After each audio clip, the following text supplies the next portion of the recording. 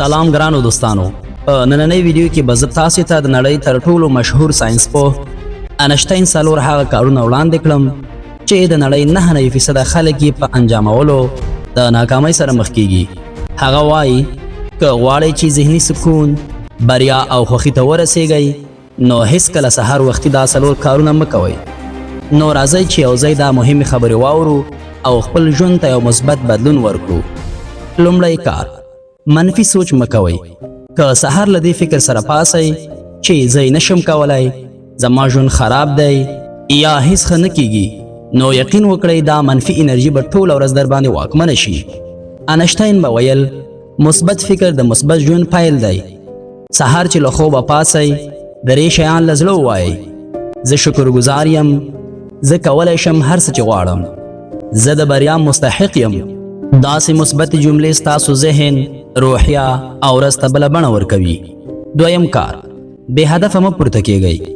داسې مه کوئ چې بې له هیڅ پلان یوازې له بستر نه راپورته شئ.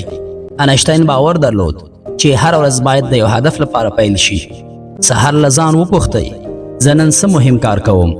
زه نن د خپل هدف لپاره څه ګام اخلم؟ هدف په مثال د ورک ژوند دی، د باد وړل شوي پاڼې ته ورته دی. چیرته ولاړه، چیرته راغله، خپله لار نه لري. خو هدفمنه ورځ ستاسو ژوند ته ښکلا، نظم او خوشحالي ورکوي. دریم کار، انشټاین تل د ذهن صفاوالي او تمرکز ته اهمیت ورکوه.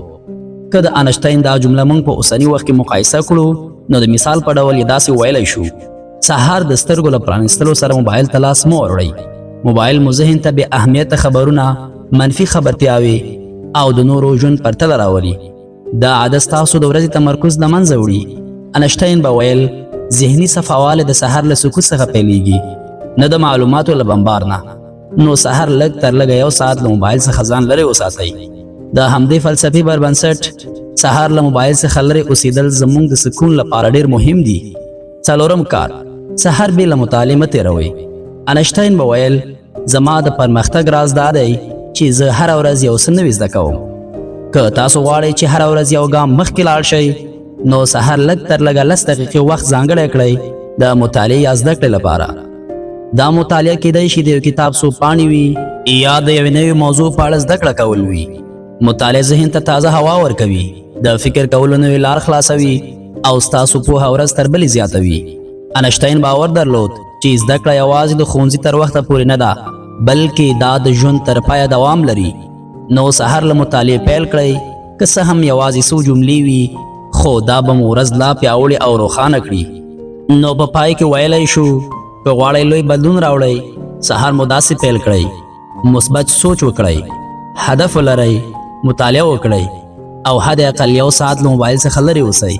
همداسې کوچني بدلون سترې بریاوې زیږوي. که تاسو غواړئ چې نورې داسې ښایسته او الهام بخښونکي معلومات ترلاسه کړئ نو چینل د سره سبسکرایب کړئ، ویډیو ته لایک ورکړئ او خپل نظرونه مو حتما را سره په کمنټ کې شریک کړئ. تر بلې ویډیو پورې چې زه ستاسو په خدمت کې حاضرېږم، بریالي او خوشحاله اوسئ.